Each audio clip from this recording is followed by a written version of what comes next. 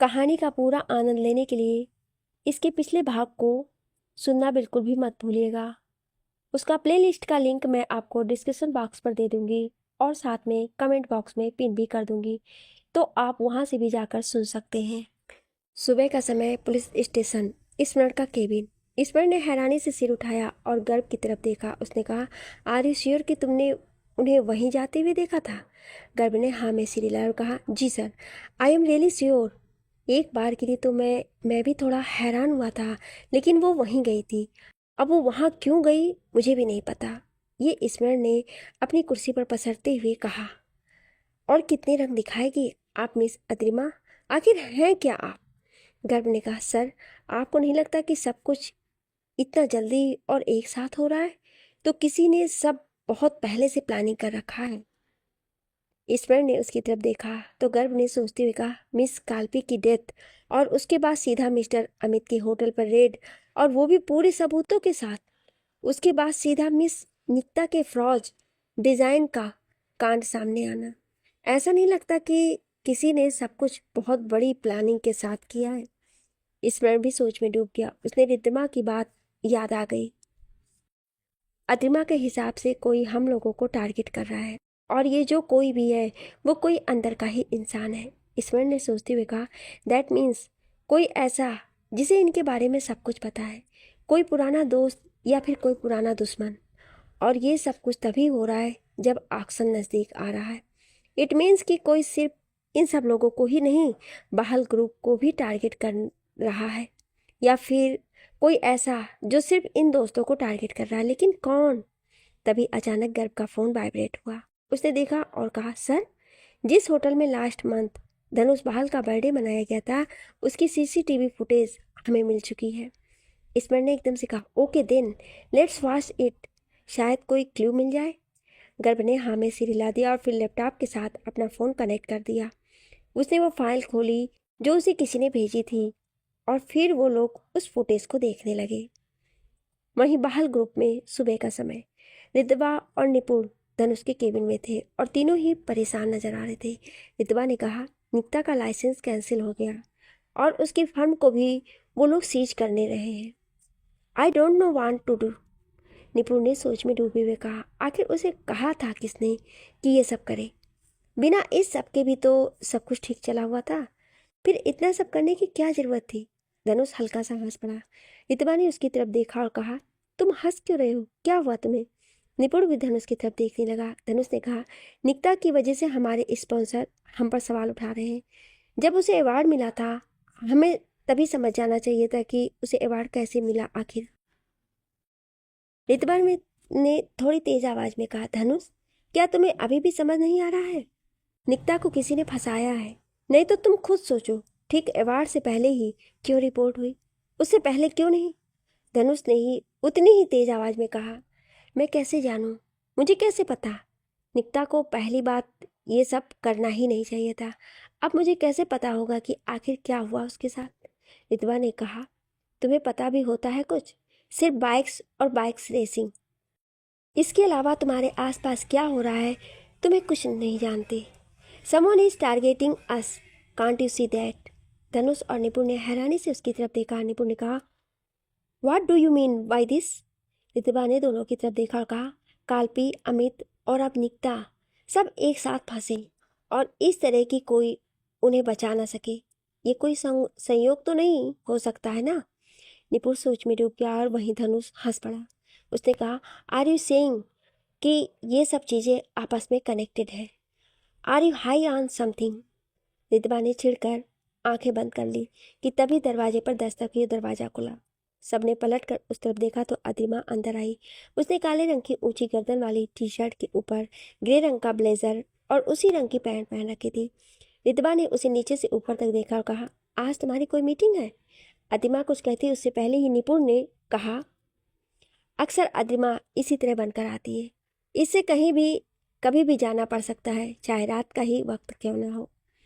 अदिमा ने उसकी तरफ देखा और फिर मुस्कुरा के साथ कहा, अगर आप दोनों खुद को संभालना सीख लें और कोई प्रॉब्लम क्रिएट ना करे तो मेरा आधा वर्क लोड कम हो जाएगा। निपुण ने उसे एक नकली मुस्कान दे दी। रितवा ने कहा, निकिता के केस का क्या हुआ? अद्रिमा ने सिर हिला दिया और कहा, मुकेश सर की हमें वार्निंग है कि हम सारे टाइज ख़त्म कर दें।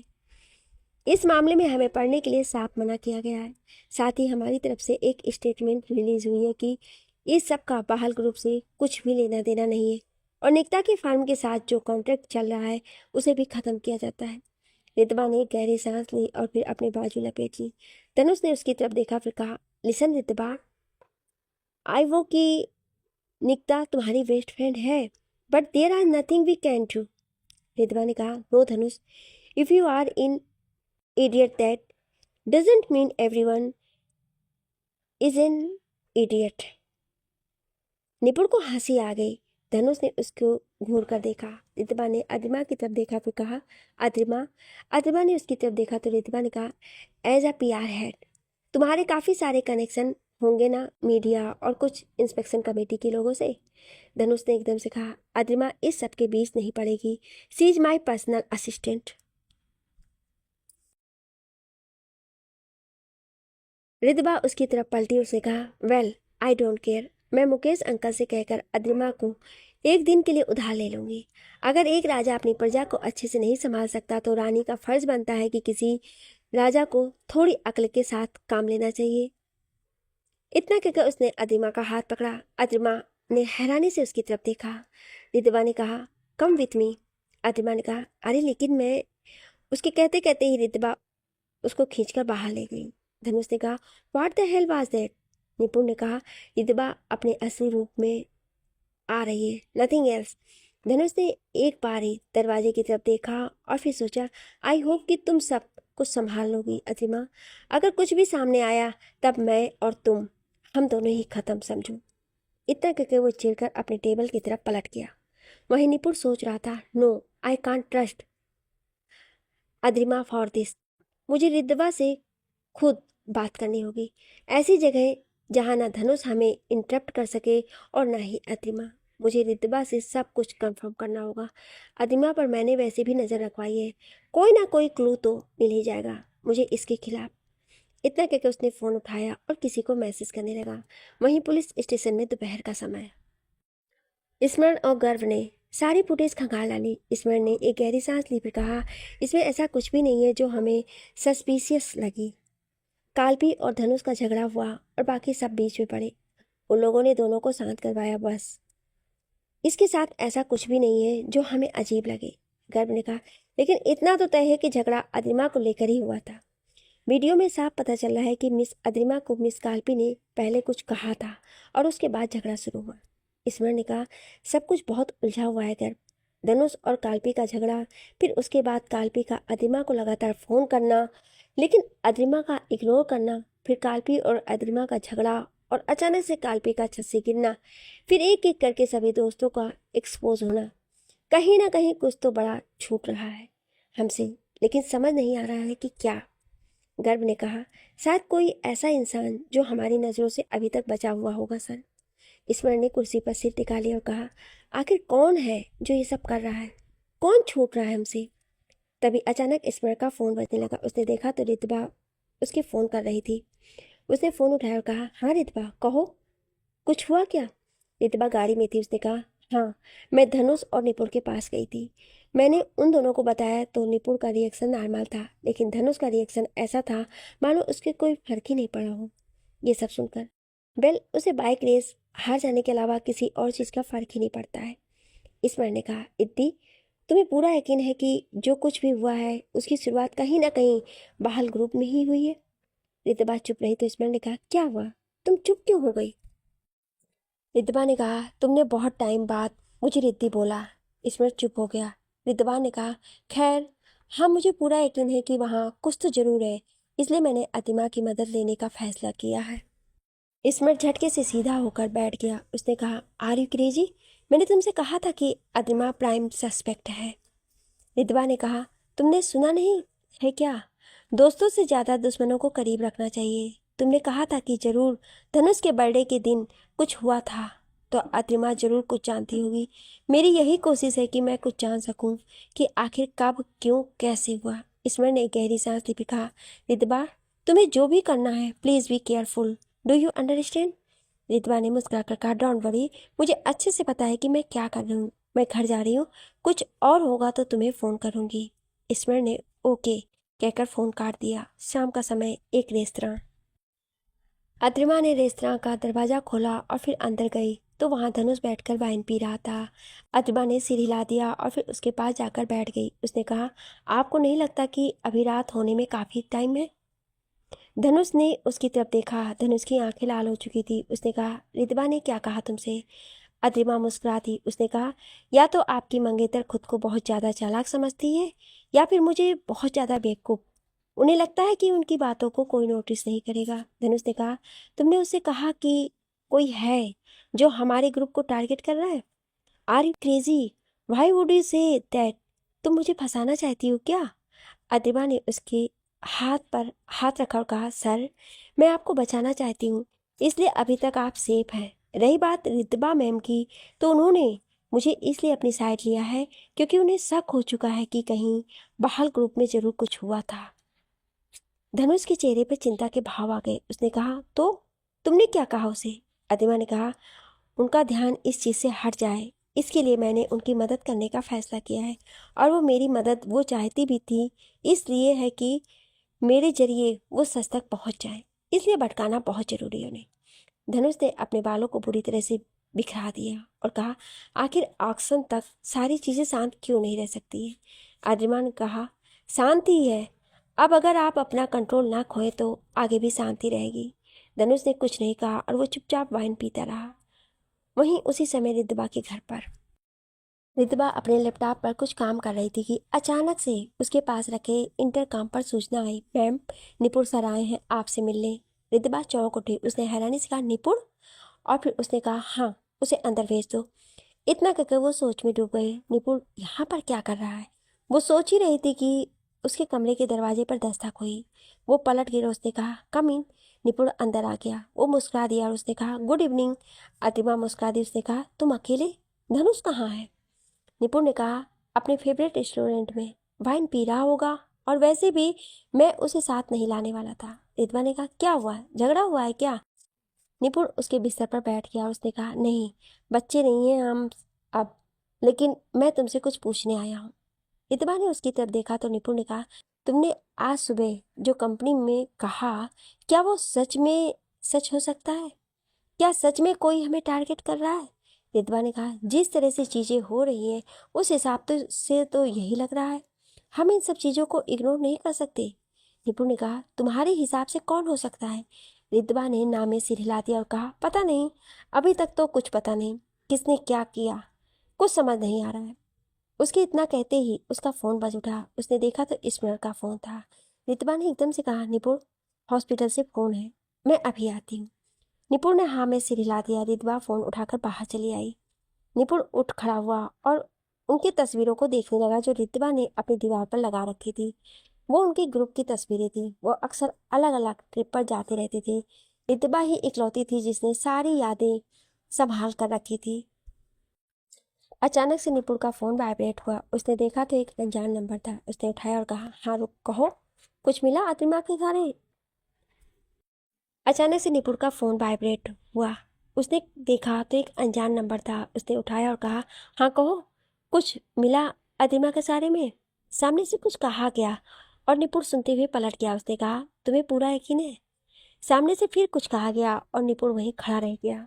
वहीं रितबा फ़ोन पर स्मर से कह रही थी, हाँ निपुण आया है, मुझे नहीं लगता कि उसे कुछ भी पता है, वो खुद मुझसे पूछ रहा है। स्मर ने कहा, हो सकता है कि वो बस ये जानना चाहता हो कि कहीं तुम कुछ जानती तो नहीं।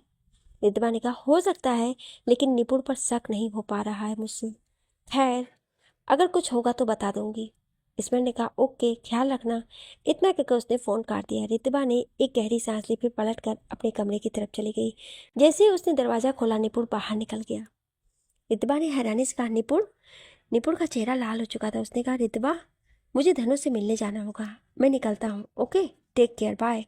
इतना कहकर वो तेजी से बाहर निकल गया। रितबा ने उसे हैरानी से देखा और कहा, इसे अचानक क्या हो गया?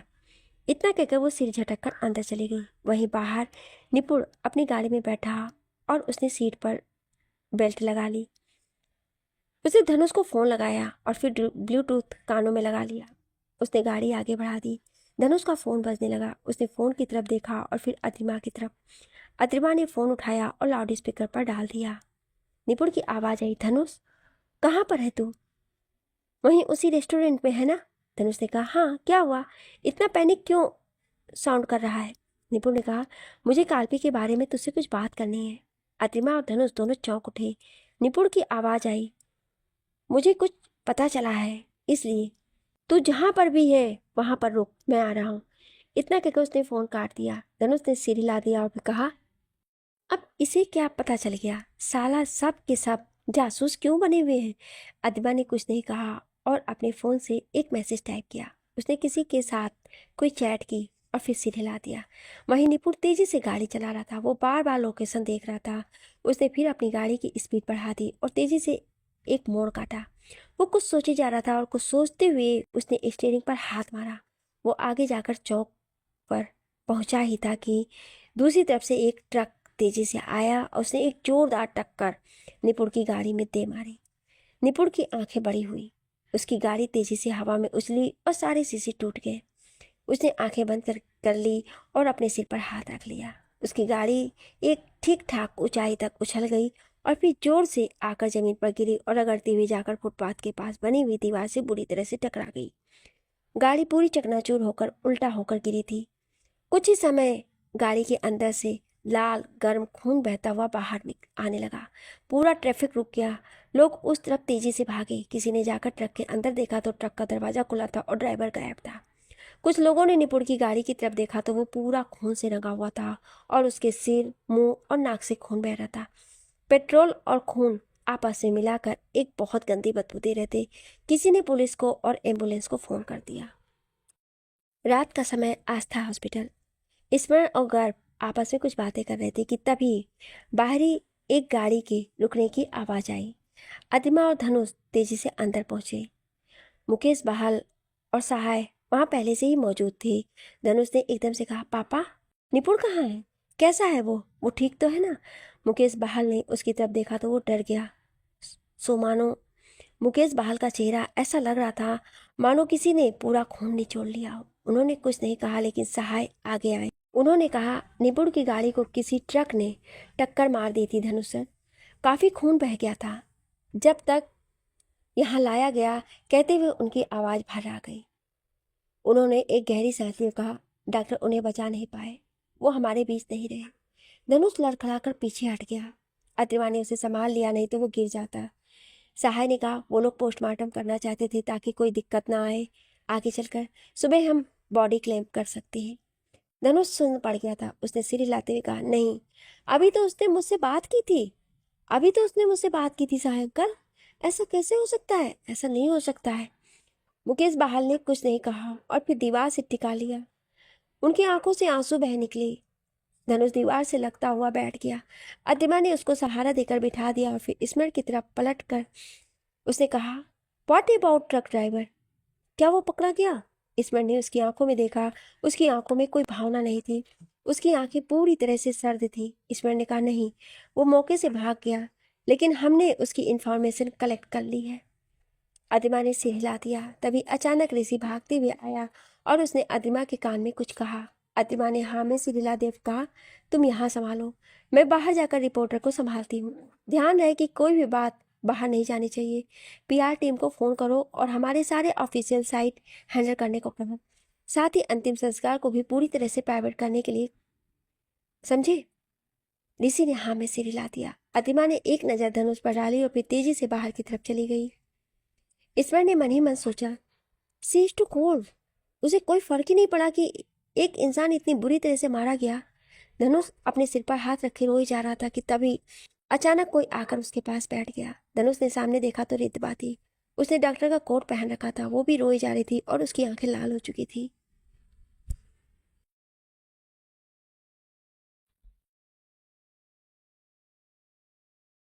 धनुष ने रोते हुए कहा, रितबा, निपुण। रितबा ने बिना कुछ कहे उसे गले से लगा लिया। धनुष फुट फुट कर रो दिया। रितबा ने भी आंखें बंद कर ली। वो भी रो रही थी। ईश्वर ने एक नज़र दोनों पर डाली और फिर अपना मुंह फेर लिया। वो गर्भ को कुछ निर्देश देने लगा। एक शमशान घाट अगली सुबह 11 बजे निपुण की लाश चिता पर रखी हुई थी। धनुष अभी भी रोए जा रहा था। तभी संकेत और राजीव भी वहां पहुंचे। उन्होंने भी हाथ जोड़ लिए और दूसरी तरफ खड़े हो गए। अतिमा ने एक नज़र उन पर डाली और फिर सामने देखने लगी। रितबा ने रोती हुई सिर झुका लिया था। धनुष ने चिता को मुखाग्नि दी और पीछे आ गया। मुकेश बहाल भी रो रहे थे, लेकिन उनका खुद पर काबू था। अतिमा ने हाथ जोड़कर मन में ही कहा, आपको बीच में नहीं पड़ना चाहिए था निपुण सर। और फिर उसने आंखें बंद कर ली। इसी के साथ एक हफ्ता बीत चुका था। पुलिस को अभी तक उस ट्रक ड्राइवर के बारे में कुछ पता नहीं चला था। पूरा बहाल ग्रुप दुख में डूब चुका था। मुकेश बहाल ने सारे इवेंट कैंसिल कर दिए थे। जो अवार्ड उनके होटल को मिलने वाला था, उसके इवेंट को भी कैंसिल कर दिया गया था। अतिमा सबको संभाल रही थी, क्योंकि सहाय मुकेश बहाल को संभाल रहे थे और धनुष को तो कोई होश ही नहीं था। इसी बीच स्मरण रात को रितबा के घर पहुंचा। हल्की हल्की सी बारिश हो रही थी। वो गाड़ी से उतरा ही था कि उसे रितबा बाहर आते हुए दिखाई दी। वो किसी के साथ फोन पर थी। स्मरण उसके पास पहुंचा तो वो कह रही थी, तुम फिक्र मत करो, मैं हैंडल कर लूंगी। हाँ, मैं अभी निकल रही हूँ, ठीक है। इतना कहकर उसने फोन काट दिया। स्मरण ने कहा, हॉस्पिटल जा रही हो? रितबा ने कहा, नहीं, धनुष को लाने। ईश्वर चौंक उठा। उसने कहा, धनुष को लाने? रिद्वा ने कहा, वो पागल हो चुका है निपुण के जाने के बाद। वरुण के साथ ड्रिंक कर रहा था और फिर जबरदस्ती अदिमा के घर चला गया। ईश्वर ने कहा, अदिमा? अदिमा के घर? रिद्वा ने कहा, हाँ, वरुण परेशान था, इसलिए उसने मुझे फोन किया तो मैं धनुष को लेने जा रही हूँ। ईश्वर ने एकदम से कहा, मैं भी चल रहा हूँ। रिद्वा ने उसकी तरफ हैरानी से देखा तो ईश्वर ने कहा, जो कुछ भी हुआ है, मुझे नहीं लगता कि तुम्हारा अकेले कहीं भी जाना सही रहेगा। रितबा ने एक पल के लिए सोचा और फिर हाँ में सिर हिला दिया। वो दोनों रितबा की गाड़ी में बैठ गए और फिर ड्राइवर ने गाड़ी आगे बढ़ा दी। रात का समय। अतिमा का घर। रात के 10 बजे। अतिमा अपने घर की शीशे की दीवार के सामने खड़ी थी। वो कॉफ़ी पी रही थी और उसने नाइट गाउन पहन रखा था।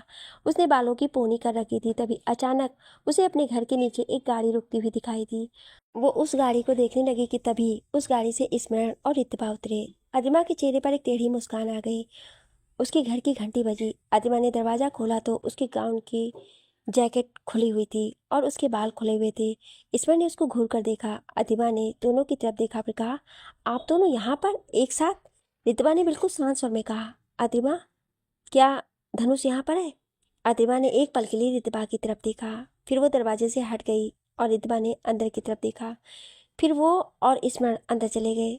अंदर हल्का हल्का सा म्यूजिक चला हुआ था। परफ्यूम वाली कैंडल जली हुई थी। अंदर धनुष सोफे पर सोया हुआ था और उसकी शर्ट के ऊपर के 2 बटन खुले हुए थे। उसके बाल पूरी तरह से बिखरे हुए थे। रितबा ने एक बार के लिए धनुष की तरफ देखा और फिर आंखें बंद कर ली। फिर उसने आंखें खोली और धनुष की तरफ बढ़ गई। वो धनुष के पास बैठ गई और उसने धनुष का हाथ पकड़कर कहने लगी, Dhanush, Dhanush, wake up, it's time to go home. Dhanush ने जरा सी आंखें खोली और फिर रितबा की तरफ देखा। उसने फिर हल्की सी आवाज में कहा, तुम यहाँ पर? रितबा ने कहा, मुकेश अंकल परेशान हो रहे हैं, प्लीज घर चलो। इतना कहकर वो धनुष को उठाने लगी। स्मरण आगे आया। उसने रितबा की मदद की। रितबा ने धनुष को कंधे पर बाजू पकड़कर लाद लिया। फिर उसने अदिमा की तरफ देखा, फिर कहा, thanks for taking care of him. Adima ने हल्की सी मुस्कान दे दी। रितबा धनुष को बाहर ले जाने लगी। स्मरण भी उसके पीछे जाने लगा। अदिमा भी उनके पीछे दरवाजे तक पहुंच गई। रितबा गाड़ी की तरफ बढ़ गई। तभी स्मरण पीछे पलटा। उसने अदिमा की तरफ देखा और कहा, मिस अदिमा। अदिमा ने उसकी तरफ देखा तो स्मरण ने कहा, क्या आपको नहीं लगता कि आप अपनी हद पार कर रही हैं? अदिमा ने हैरानी से उसकी तरफ देखा। स्मरण ने कहा, धनुष की मंगनी हो चुकी है, उसकी शादी होने वाली है, फिर भी इतनी रात गए वो नशे में आपके घर में क्या कर रहा है? और सबसे बड़ी बात, एक कमिंग पर्सन को नशे में अपने घर में एंट्री देना, आपको नहीं लगता कि आप कुछ ज़्यादा ही हद पार कर रही हैं? अदिमा ने एक पल के लिए उसकी तरफ देखा और फिर उसके चेहरे पर मुस्कान तैर गई। उसने कहा, आप भी तो रिद्वा के साथ घूम रहे हैं, सगाई तो उसकी भी हो चुकी है, फिर आप इतनी रात को एक साथ क्या कर रहे हैं? ईश्वर ने तेज आवाज में कहा, मिस अदिमा। अदिमा ने ठंडे स्वर में कहा, धनुष कोई छोटा बच्चा नहीं है कि मैं उसे टॉफी का लालच देकर अपने पास बुला लूँ। उसके पास अपनी सोचने समझने की शक्ति है। वो जो करता है अपनी मर्जी से करता है। ईश्वर ने उसे घूर कर देखा तो एक बार फिर अदिमा ने मुस्कुरा कर कहा, let me give you a piece of advice. किसी के बारे में उतना ही बोला करो जितना तुम खुद के बारे में सुन सको। अगर आप किसी के ऊपर सवाल उठा रहे हैं तो जवाब सुनने की हिम्मत भी रखनी चाहिए। स्मरण ने कुछ कहना चाहा कि अदिमा ने कहा गुड नाइट और उसने स्मरण को आगे जाने का इशारा कर दिया। स्मरण गुस्से में पलटा और सीढ़ियों से नीचे उतर गया। अदिमा ने जोर से दरवाज़ा बंद कर लिया। उसने अंदर आते ही टेबल पर और अलमारी पर रखा सामान उठाकर फेंक दिया। वो हाँप रही थी। अचानक से उसे सांस आने में दिक्कत आने लगी।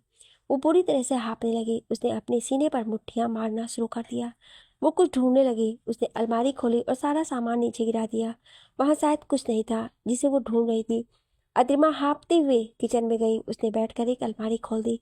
वहाँ कागज के बने हुए लिफाफे रखे हुए थे। अदिमा ने एकदम से उनको निकाला और फिर एक को खोलकर उसमें मुंह अंदर रखकर सांस लेने लगी। वो उस लिफाफे में जोर जोर से सांस ले रही थी। थोड़ी देर बाद वो शांत हो गई। उसने लिफाफा छोड़ दिया और अलमारी से सिर टिकाकर बैठ गई। उसने दूसरी तरफ देखा तो वहाँ स्लेब पर प्लेट में मिर्ची रखी हुई थी। वो एकदम से उठी और उसने तेजी से मिर्ची खाने लगी। उसकी आंखों से आंसू बहने लगे थे। उसका चेहरा लाल हो चुका था। तभी उसका फोन बजने लगा। अदिमा ने फोन उठाया और कहा क्या हुआ। सामने से आवाज आई तुम फिर मिर्ची खा रही हो। अदिमा ने कहा it's none of your business. बताओ कि क्या हुआ। सामने से कुछ कहा गया तो अदिमा ने कहा नजर बनाए रखो, वो हाथ से नहीं जाना चाहिए। इतना कहकर उसने फोन काट दिया और फिर मिर्ची खाते हुए सामने देखने लगी। वहीं उसी सुबह 4 बजे एक शराबी आदमी एक गली के अंत में दारू पीते हुए खड़ा था। वो शायद किसी का इंतजार कर रहा था। तभी अचानक से किसी के आने की आवाज़ आई। शराबी ने पलट कर देखा। बारिश हो रही थी और कोई काला रेनकोट पहने उसी की तरफ आ रहा था। उस साय ने रेनकोट की टोपी सिर पर डाल रखी थी और उसके अंदर एक और कैप पहन रखी थी। शराबी खड़ा हो गया और मुस्कुरा दिया। साया उसके सामने आकर खड़ा हो गया। शराबी ने कहा पुलिस अपने पीछे कुत्ते की तरह पड़ी हुई है, इसलिए अपने को शहर छोड़कर जाना है। ट्रक तो सालों ने ले ही लिया मेरा। वो लड़का मर गया और तेरा काम पूरा हो गया। अब मेरे को पैसा चाहिए और मेरा इधर से निकलने वो तुम लोग करोगे। साय ने बिना कुछ कहे एक सफ़ेद रंग का लिफाफा निकाला और शराबी की तरफ बढ़ा दिया। शराबी ने दारू की बोतल फेंकी और फिर लिफाफे को लेने के लिए आगे बढ़ा। उसने जैसे ही लिफाफा पकड़ा उसकी आंखें बड़ी हो गई। उसने नीचे देखा तो साय ने उसके पेट में चाकू मार दिया था। साय ने चाकू निकाला और एक बार फिर शराबी के पेट में दे मारा। शराबी के मुंह से खून निकल आया। साय ने 5-6 बार उसके पेट पे चाकू मार दिए। बारिश के पानी में खून घुलने लगा। वो साया पलटा और फिर वहां से चला गया। शराबी मर चुका था। जाते जाते साया रुका और उसने अपनी कैप हटा ली। उसकी पीठ थी शराबी की तरफ। उसने अपनी कैप निकाली और फिर तेजी से आगे बढ़ गया। सुबह का समय, पुलिस स्टेशन, स्मरण का केबिन। स्मरण फाइल को देख रहा था कि तभी अचानक गर्भ ने जोर से दरवाज़ा खोला। एक पल के लिए तो स्मरण भी चौंक उठा। उसने सामने देखा और कहा क्या हो गया गर्भ, इस तरह से भागते हुए क्यों अंदर आए तुम। गर्भ ने हाँफते हुए कहा सर वो ट्रक ड्राइवर। स्मरण एकदम से खड़ा हो गया। उसने कहा मिल गया क्या वो। गर्भ ने हाँ में सिर हिला दिया। स्मरण ने झट से अपनी कैप उठाई और कहा तो फिर देर किस बात की है, कहाँ मिला।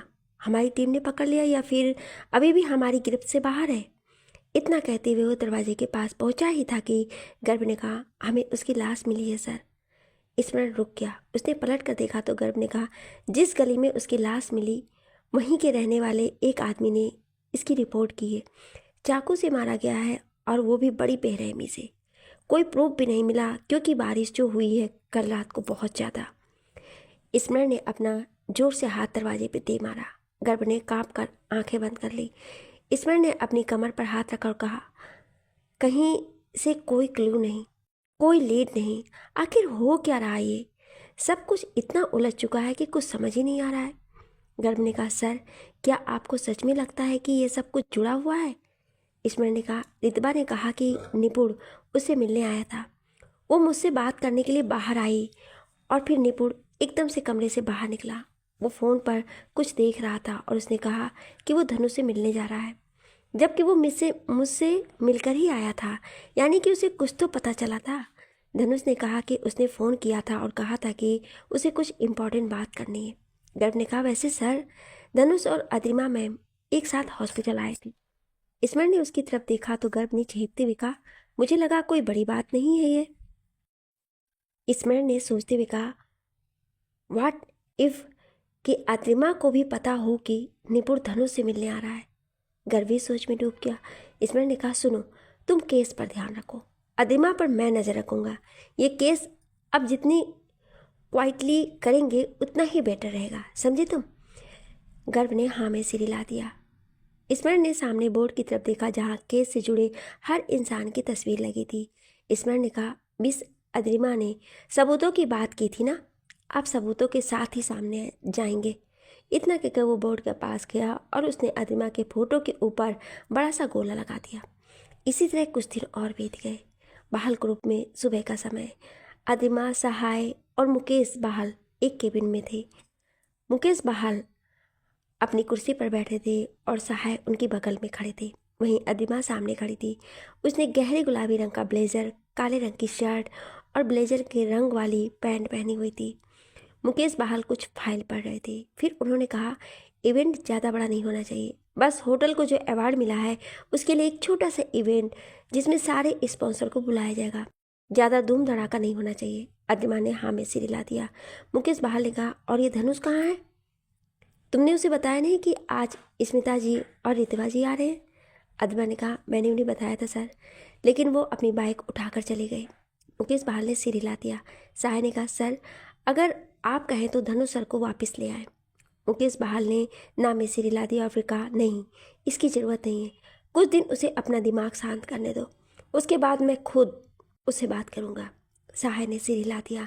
तभी दरवाजे पे दस्तक हुई और स्मिता जी और रितमा अंदर आए।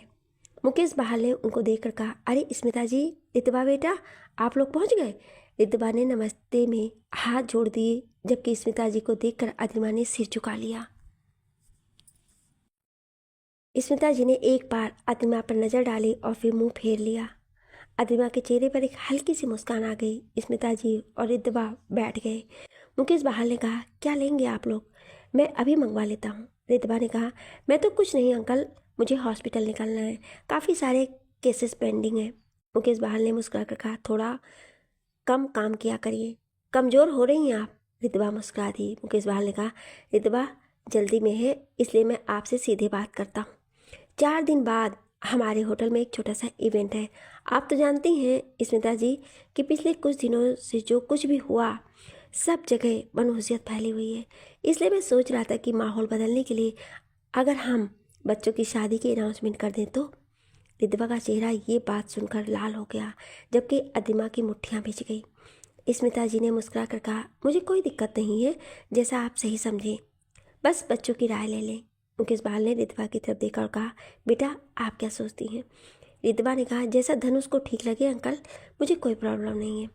मुकेश बहाल ने अदिमा की तरफ देखा और कहा, अदिमा, मेरे ख्याल से तुम्हें इवेंट के प्रोग्राम में बहुत सारे चेंजेस करने पड़ेंगे। सहाय ने एक बार अदिमा की तरफ देखा और फिर उसके हाथों की तरफ। अदिमा ने मुस्कुरा कर कहा, आप चिंता ना करें सर, मैं सारा इंतजाम कर दूंगी।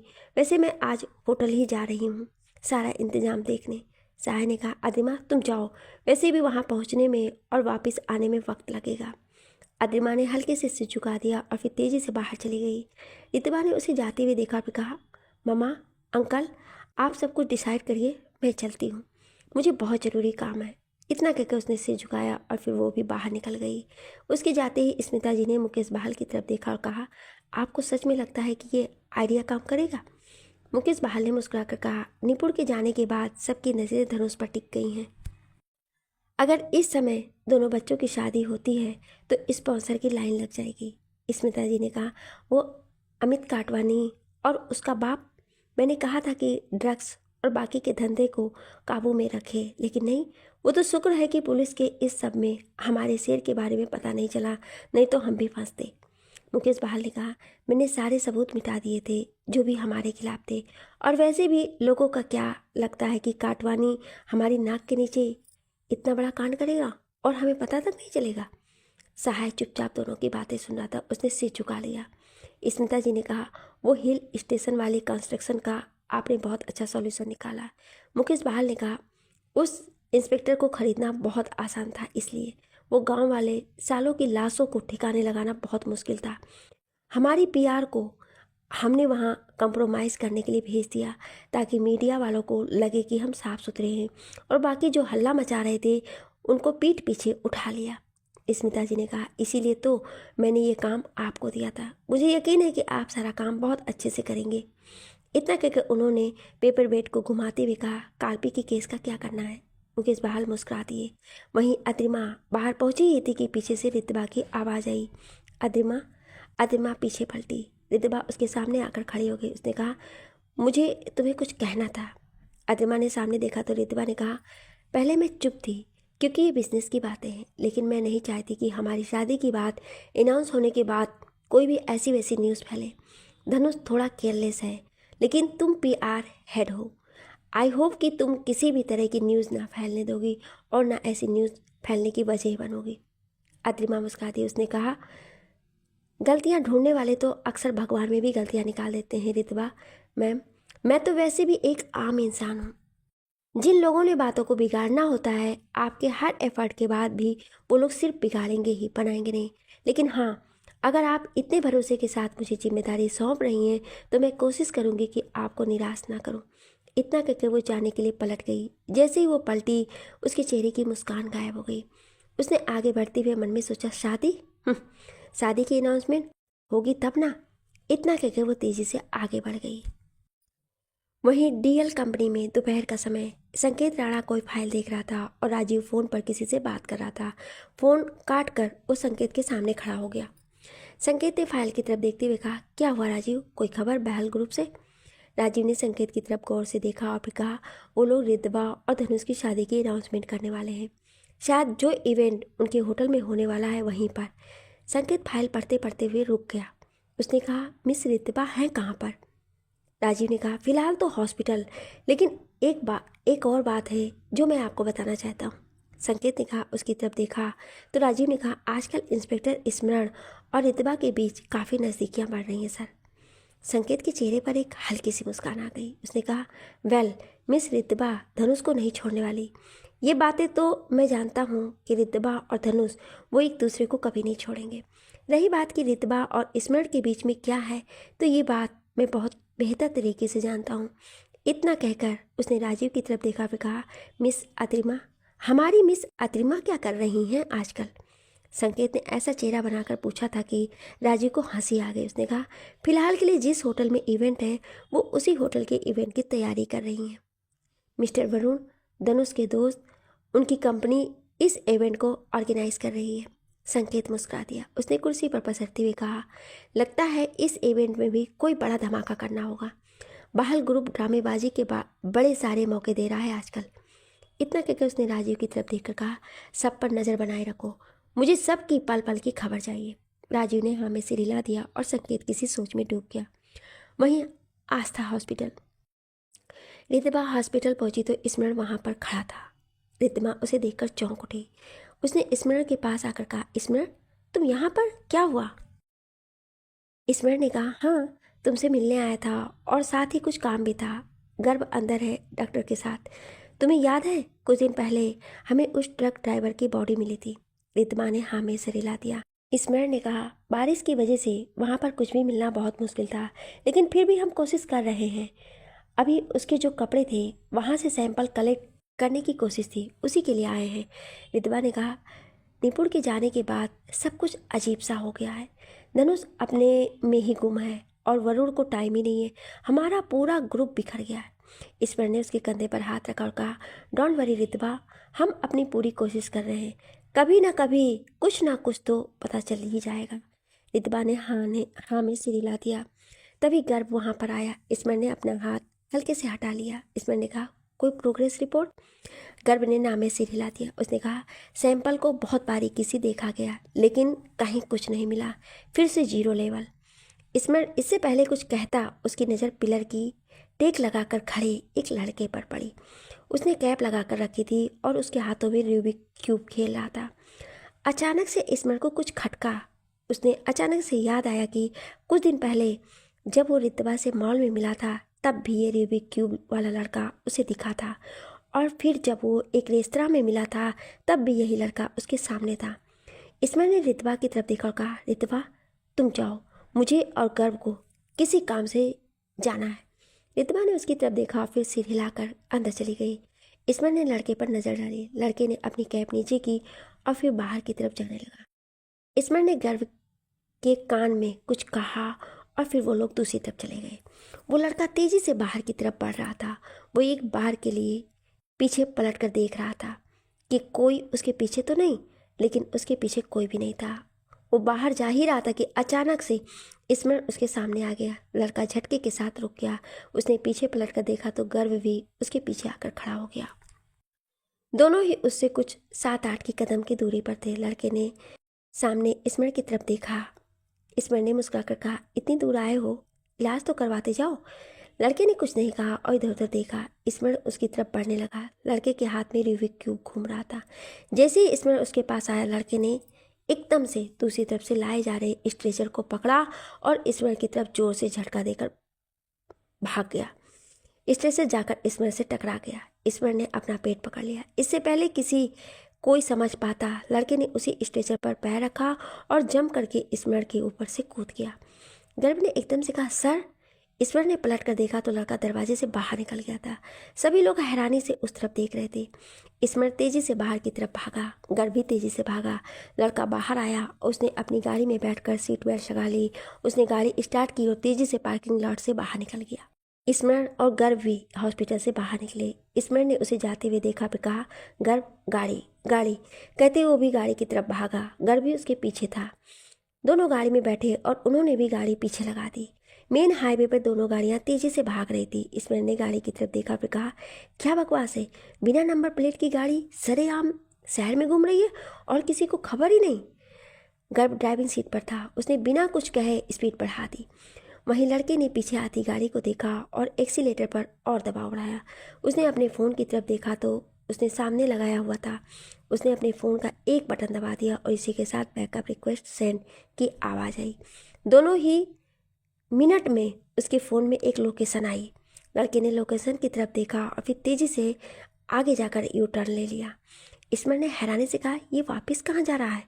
गर्भ ने भी आगे से जाकर सीधा यू टर्न ले लिया। लड़के ने स्पीड पूरी करके रखी हुई थी। इसी के साथ वो लोकेशन को पूरा फॉलो कर रहा था।